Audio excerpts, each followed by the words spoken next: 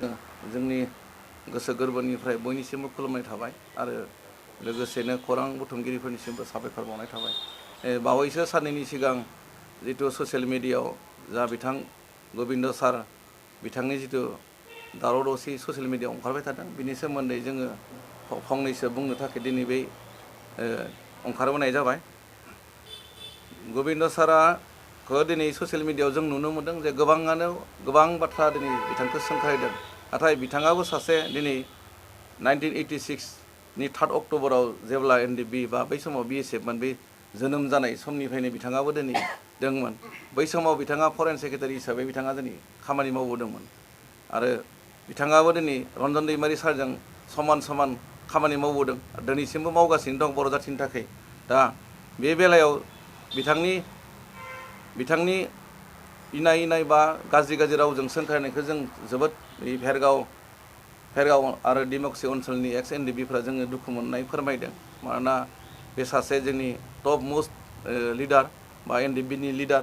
दिनै बिसुंथाग्रा दि जाब्रांमोन बिथांमोननि जों एखे लोगो मावबोनाय आरो गबिन्द सारनि सोमोन्दै जों गुवारै जों मिथिगौ। मानो होनोब्ला आंबो दिनै सासे फार्स्ट बेचनिनो केडारमोन बा बै समनिफ्रायनो जोङो एनडिएफबियाव गबिन्द सारजों जोङो जयै खामानि मावबोदोंमोन। जे बिथाङा बै समाव गोबां दुखु खस्थ' खालामनानै केडारफोरजोंनो थाफायो, केडारफोरजोंनो थायो, न' न' गामिनि न'खरफ्राव थानानै ओंखाम जानानै दिनै बर' जाथिनि थाखाय मावबोबाय थादों। आरो लोगोसेनो बिथाङा आं बर' जाथिनि खामानि मावदों। बिथाङा दिनै जेलावबो खेबनै हमजादों आरो जिथु जोंनि एनडिएफबिनि कनस्टिटिउसन, बे कनस्टिटिउसनाव जे सोरबाया माने फैसा लुबैनानै थांनाय बा सोरबाया माबा सावनानै माखासे एनडिएफबिनि दैदेनगिरिफोरा बिग्रायखांनायखौ नुनो मोनदों, जायनि जाहोनाव गबिन्द बसुमतारिया 4 लाखनि खोथा बुंनानै दिनै मोनसे जेंनायावहाय गोग्लैनायखौ जों नुनो मोनदों। बे समावहाय नोंथांमोना मा होननानै बुङो? बेखौ जोङो जोबोद दुखु मोनदों। मानो होनोब्ला गबिन्द सासेया सासे माने एनडिएफबिनि टप मोस्ट सेनियर। बिथाङा सासे फाउन्डारनिफ्राय फैनानै एक कर्टसिम दंमोन आरो बुंनो थाङोब्ला दिनै बिफाखौनो फिसारलाया माने मुसुखा बनानै सावनाय बायदि जादों। मानो होनोब्ला दिनै जायफोरा सावदों जों बिसोरखौबो मा होनगोन बेखौ बुंदों, खिन्थु जायफ्रानोखि सेनियर बिथांमोना प्राय मोनबाय आरो मान्थलि जिथु 6,000 करि होयो बेखौबो माने जायफ्रा दासिमबो कन्टिनिउ जागासिनो दङ होननानै जों मोन्थिदों। बा नै दाखालि बावैसो 6 मान्थनि मोन्दों होननानै जों बेखौबो खोनादों। खिन्थु हारि आरो माहारिनि उदांस्रिनि नांनो थांनायाव खिन्थु मालाबाबो फैसाजों दाम दर जानाङा। मानोना दिनै जोङो जोबोद दुखु नांदों एनडिएफबि हिसाबै, जायफ्रानोखि दिनै रिटायार लानानै फैबाय बिथांमोनाबोथ' जेबो मोनाखै। दिनै जाबदायानो होन टप मोस्ट सेनियर जोंनि बै समाव फाइनान्स सेक्रेटारिमोन। दिनै बेबायदिनो गोबां दङ, गोबां दैदेनगिरिफोर दङ, बिथांमोना दिनै जों जेबो मोनाखै, जा दिनै लिस्टआवबो गैया होननानै दिनै खेबसेबो जोङो दिनै ससियेल मिडियायाव बुंनाय जों खोनायाखै। मानोना बिथांमोनाबो जाथिनि थाखायनो सेक्रिफाइस खालामलांदों बा जोंबो दिनै जाथिनि थाखायनो जोंबो सेक्रिफाइस खालामनानै फैबाय। जों नंगौ आङो दिनै गोबां बोसोर नांजोबनो हायाखै, मोनसे उसुबिदानि थाखाय आं रिटायार लानानै फैदों। अब्लाबो जोङो जिरायना थायाखै, जोङो एकर्ड जाजासिम जोङो सोरबा रन्जन सारजोंनो होन बा सोरबा गबिन्द सारजोंनो होन जोङो माने आफादनि सेंग्राफोरजोंनो जों स्टाफ फानानै जोङो एकर्ड जानायालागै जोङो खामानि मावबोगासिनो दंमोन। जों बर'लेण्डखौ उदां खालामगोन होननानैसो बयबो गुलि अरलायनानै बै समाव माने सतबांसा लालायनानैसो जों दिनै एनडिएफबियाव थांनानै मावहैदों।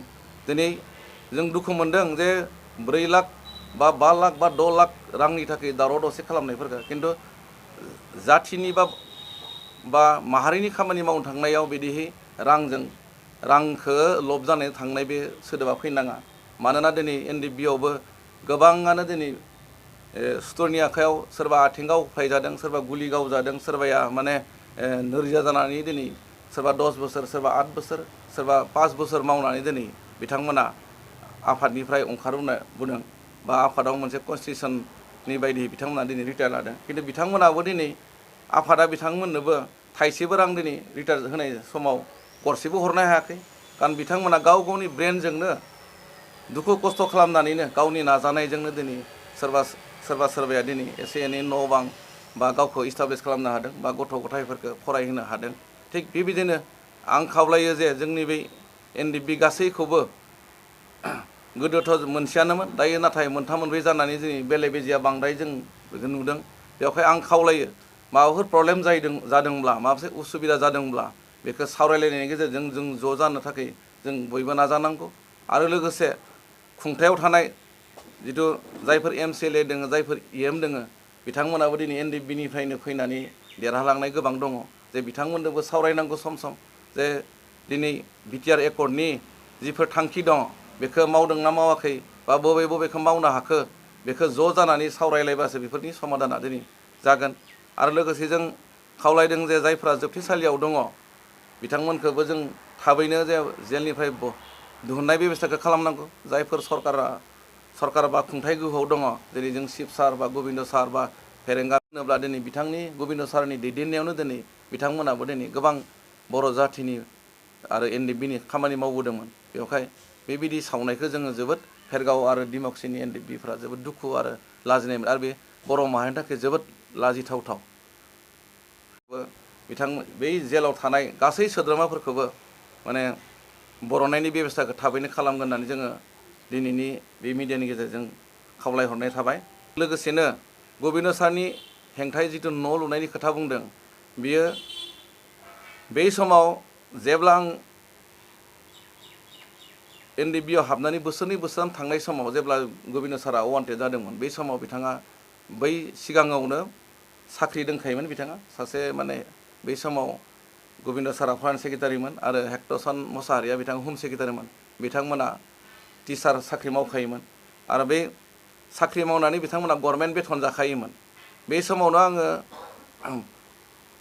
जेब्ला गबिन्द सारा वान्टेड जायो बे समाव बे थांनो हायामोन आरो बे समाव आं एसे एनडिएफबिनि भितरावनो आं एसे उन्दैमोन। जायफ्रानोखि first batch second batch third बेचआव ट्रेनिं लादोंमोन बिथांमोना बयबो मिथियो आंखौ जे बे समाव पुलिस आर्मिया बारा सिनायलायिलाय बे बिथांनि बेथनफोरखौ आङो सम सम दिहुननानै होफैखायोमोन। आरो थिग बिदिनो बिथाङा बै रिटायार जाजासिम हयथ' बेथनबो मोननो हागौ। आरो लोगोसे बिथाङा दिनै गावनि हाखौबो फाननानैसो बिथाङा न'खौ लुदों। आरो लोगोसेनो जों बै भेरगाव ओनसोलनि जेसांखिनि एनडिएफबि दोङो जोंहा बे भेरगाव ओनसोलनि एनडिएफबिया जायफ्रा सिगाङावनो देहानि प्रब्लेम बा अनेक प्रब्लेम लानानै आफादनिफ्राय रिटायार लाना फैदोंमोन बिथांमोना प्राय मेक्सिमामानो जोंहा दिनै इस्टाब्लिस जाना दङ।